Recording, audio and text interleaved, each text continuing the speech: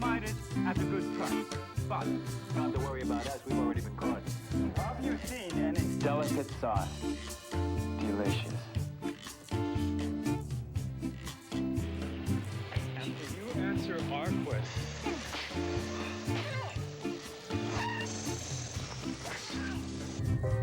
Golden Valley, the only microwave. Do you know? Confucius say nuggets of wisdom are never as tasty as these. Another actor story. One of the actors that I really enjoyed working with was George C. Scott. I told you about the play that we did at the Shubert Theater in LA, the Broadway show. And so during that rehearsal period, we only rehearsed for 3 weeks. Now, they had already done that show a couple of years before, okay? So this was bringing it back into Los Angeles. And we rehearsed for 3 weeks from 9:30 a.m. to 12:30, meaning lunchtime, 3 hours. And the reason why is, it was 9 a.m. to 12 noon. That's what it was, because George C. Scott had a tee-off time at the Beverly Hills Country Club at 12:30 or 12:45 or some kind of a thing like that. So, you might go, oh, yeah, of course, big star, doesn't want to work that hard. No. Okay, no, that's not true at all. In fact, the third day of rehearsal, he was off book, meaning in theater, you don't have your script in your hand, and you're doing all of your lines, in his case, a huge part, without the script. Now, in the beginning of that, once in a while, someone will prompt you, okay? You might forget a line here and there or something. But he basically had his lines the third day of rehearsal. Granted, he did the show a couple of years before, but still, highly disciplined actor. We did, we got the play going, and it went up.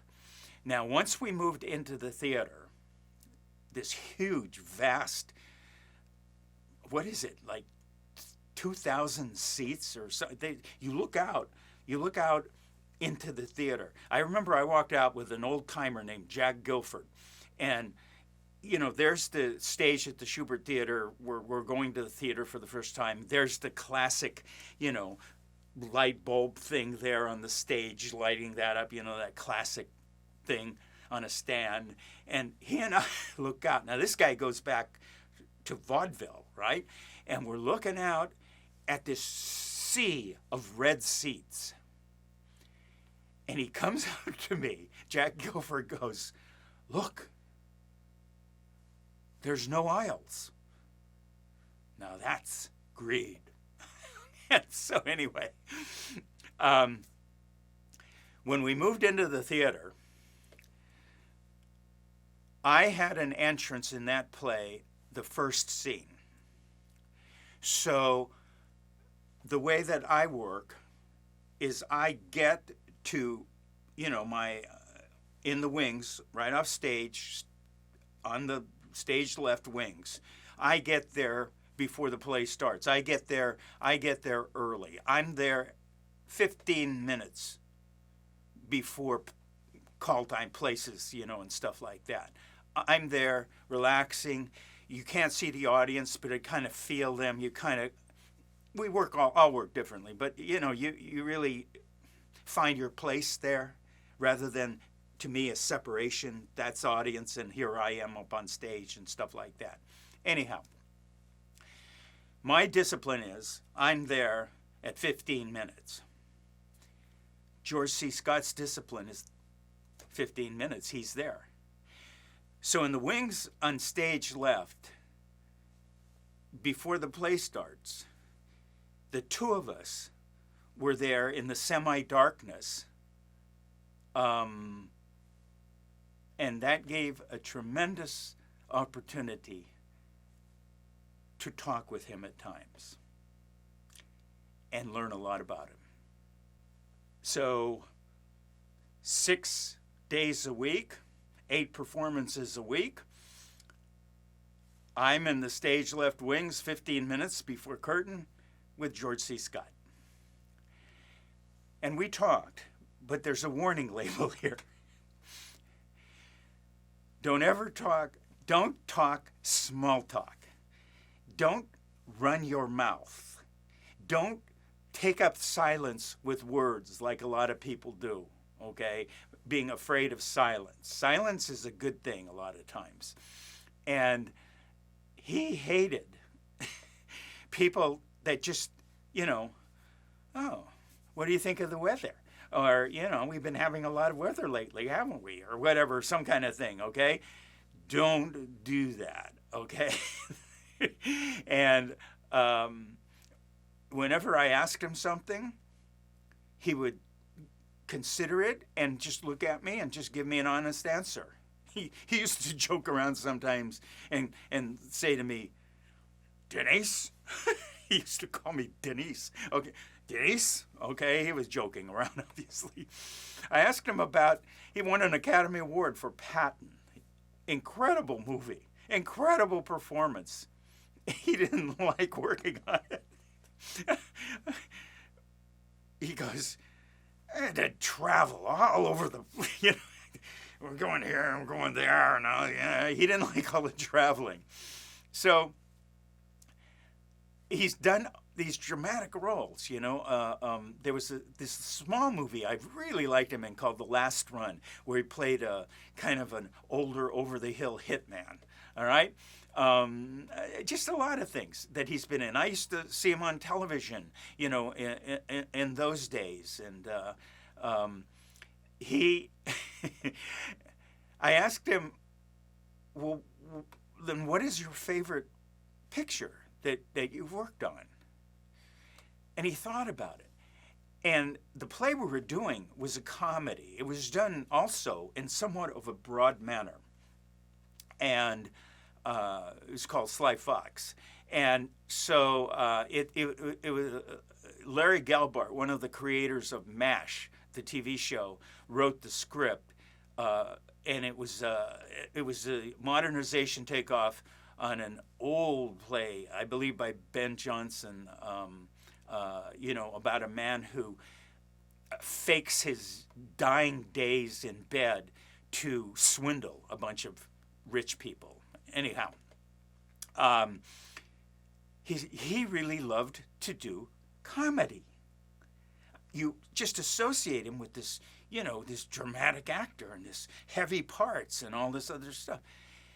He told me his favorite movie to do was The Flim-Flam Man. That surprised me.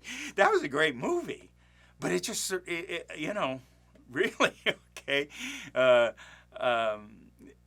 He didn't care for, he did a movie, he told me he took a bath on, he lost all this money on this movie about an island, okay, being stranded and stuff. But anyway, he would also, at that summer or whatever, there was a baseball. I don't follow baseball, but he liked sports. He had a little TV in his dressing room that he'd watch. In this case, the baseball player Pete Rose was on a hitting streak, some kind of a huge, long hitting streak, like at least one hit in game after game after game, unbroken or something. And he just loved watching. He'd come back and tell me he hit, he's got on first base or whatever. Anyhow, these kind of funny little things aside, here is one of the greatest actors of our times who discipline, craft, who this is, and who also, if you work with him, you better have it together, by the way, okay? You better have it together. Never mind him, you better have it, because you have to keep up with actors like this, and there are actors like him who know what they're doing. They're highly experienced, disciplined, extraordinary talents. And if you get into this, you have to work hard to keep up to them. The only time we were talking, and I told you I used to drink in those days, and somehow that came up, and he told me, he goes, good thing I'm not drinking now, all right? Otherwise, kind of touch and go. The curtain is kind of touch and go. The stage manager is announcing behind us, okay? Good evening. Your call is now half hour. They do this. Good evening. And he's talking like this. Oh, hello. Good evening. And so since we're there at 15, we hear the 5-minute call, to the actors over the intercom in the dressing rooms, right? Curtains at 5 or whatever. He's fuming. He's fuming listening to this guy talk like that. And he's going, Denise, what's he so happy about?